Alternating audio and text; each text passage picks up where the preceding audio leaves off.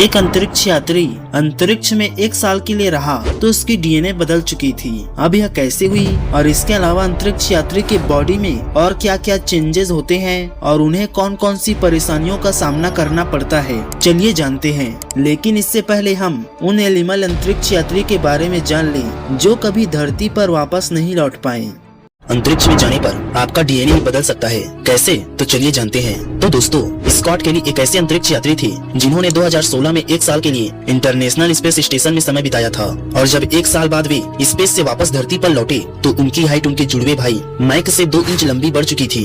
इसके बारे में उन्होंने साइंटिस्टों को बताया और तब साइंटिस्ट या जान हैरान हो गए। साइंटिस्टों ने स्कॉट केली में हुए इस शारीरिक बदलाव के पीछे के कारण को जानने के लिए स्कॉट केली और उनके भाई माइक के डीएनए को कंपेयर किया। तब उन्होंने पाया कि स्कॉट केली के 2 इंच बड़े होने के कारण उनके शरीर की गट बैक्टीरिया अपने भाई माइक की तुलना में पूरी तरह से अलग थी और साथ में स्कॉट के जीन एक्सप्रेशन भी पूरी तरह से बदल चुके थे। साइंटिस्टों ने इस पर और डीप रिसर्च किया और निष्कर्ष निकाला कि स्कॉट के डीएनए में हुए परिवर्तन की वजह स्पेस ट्रैवल के दौरान होने वाली स्ट्रेस थी, जिसने स्कॉट के शरीर में बायोलॉजिकल तरीके से चेंज ला दी थी। पर आपको बता दूं कि कुछ हफ्ते बाद स्कॉट वापस से अपने ओरिजिनल हाइट में आ गए थे, लेकिन उनमें हुए जेनेटिक चेंजेस इरिवर्सिबल थे और वे फिर कभी वापस पहले जैसे नहीं हो पाए। मतलब कि स्कॉट और माइक पहले जैसे जुड़वा भाई नहीं रहे।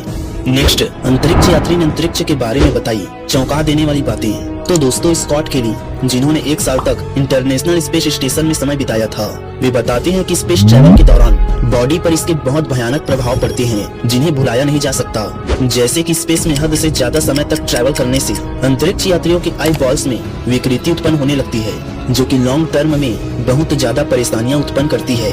यही नहीं, स्पेस में दिमाग के आसपास तरल बढ़ने से आंखों में सूजन होना स्टार्ट हो जाता है और देखने में भी काफी दिक्कत होने लगती है। नेक्स्ट, स्कॉट केली जब 1 साल बाद अपने शरीर में बहुत सारी परिवर्तनों के साथ धरती पर लौटे तो उन्होंने रेडिट के पोस्ट में बताया कि स्पेस में ऑर्बिट के दौरान 1 महीने बाद ही उनके पैर का निचला हिस्सा किसी न्यू बॉर्न बेबी के पैर की तरह हो गया था, जबकि उनके पैर का ऊपरी हिस्सा किसी एलिगेटर की स्किन की तरह हो गया था। ऐसा इसलिए क्योंकि वे इंटरनेशनल स्पेस स्टेशन में जब वे अपने पैरों का उपयोग करते थे तो वे इधर से उधर जाने के लिए अपने पैर के ऊपरी हिस्से का उपयोग किया करते थे, जिसकी वजह से वह हिस्सा सख्त हो गया था। नेक्स्ट, अंतरिक्ष में घूम रहे हैं बहुत सारे जानवरों के कंकाल। तो दोस्तों, स्पेस एक्सप्लोरेशन के शुरुआती दिनों में साइंटिस्टों को अंतरिक्ष के बारे में जानने की बहुत बड़ी जिज्ञासा थी, जिसकी वजह से साइंटिस्ट बिना मानव टेस्ट पायलट के स्पेस में जानवरों को भेजा करते थे और कई बार साइंटिस्टों को खुद पता नहीं होता कि वे उन जानवरों को वापस धरती पर कैसे लाएंगे।